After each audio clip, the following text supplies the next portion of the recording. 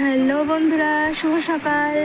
আর সবাই খুব ভালো আছে নিশ্চয়ই, আর আমিও খুব ভালো আছি। আর এখন আমরা কোথায় যাচ্ছি বলো তো? আমরা চলে যাচ্ছি হাজরার খেলা দেখতে। আমি আর বাবা চলে আসলাম। এখন সকাল 6টা বাজে। আর আজকে একটা বিশেষ দিন। আজকে হচ্ছে চৈত্র সংক্রান্তি, মানে বাংলা বছরের একদম শেষের দিন। এই শেষের দিনটা একটা স্পেশালভাবে উদযাপিত হয়, যেটা চড়ক মেলা দিয়ে। বিভিন্ন জায়গায় হয়তো হয়, এটা আমাদের এখানেও হয়, খুব ভালো করেই হয়। আর সকালবেলা এই হাজরা ডান্সটা দিয়ে শুরু হয়। হাজরার নাচটা মানে বলতে গেলে একটা আলাদাই আবেগ। আগের দিন থেকে একটা যে চড়ক মেলা মেলা ভাব, এরকম একটা আবহাওয়াটাই মানে মেলা মেলা একটা ভাব।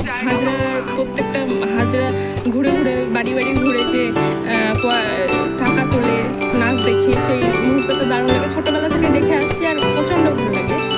আর এখানে তো প্রচণ্ড এবারও একটা বিশেষ একটা মুহূর্ত তৈরি হতে চলেছে, কারণ একটু পরে হাজরায় যারা সেজেছে তারা শ্মশান থেকে নাচতে নাচতে চলে আসবে একদম।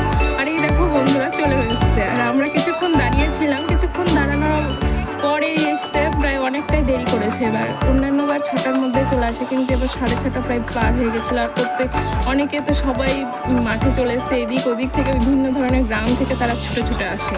আর সবাই একটা মানে ওয়েটিং, যে মুহূর্তটা কখন আসবে এই ব্যাপারটা খুব ভালো লাগে।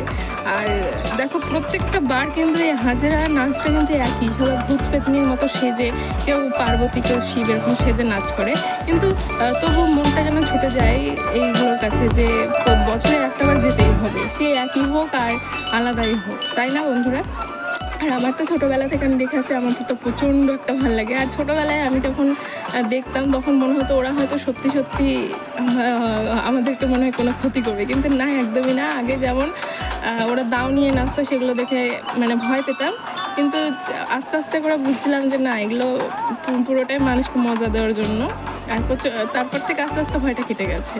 আর দেখো বন্ধুরা, কিন্তু এখন যে দেখছো হাতের দাওগুলো, এগুলো কিন্তু আসল দাও নয়।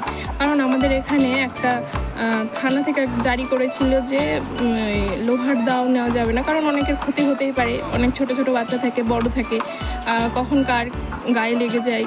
তো সেই জন্য সবাই অনেক কাঠের দাওগুলোই ব্যবহার করছে। প্রত্যেককে কাঠের দাওগুলো বানিয়ে নিয়েছে। আর আমি যাদেরকে পড়াই তারাও হচ্ছে মানে এতটাই ভালো লাগে, ওদেরও ছোটো ছোটো ছেলেগুলোও ছুটেছে আমার কাছে যারা পড়ে। তো একজনকে দেখাবো একটু পরেই, দেখতে পাবা। একটা ছোট্ট একটা ফুচকা ছেলে আছে আমার কাছে পড়ে, অপূর্ব, ওয়েও ছুটেছে এবার দেখলাম। আর এটা মানে সবারই একটা ইচ্ছা করে যে না, বাড়ির উপর দিয়ে, বাড়ির সামনে দিয়ে রাস্তা দিয়ে একদম আস্তে আস্তে চলে আসে সেই শ্মশান থেকে।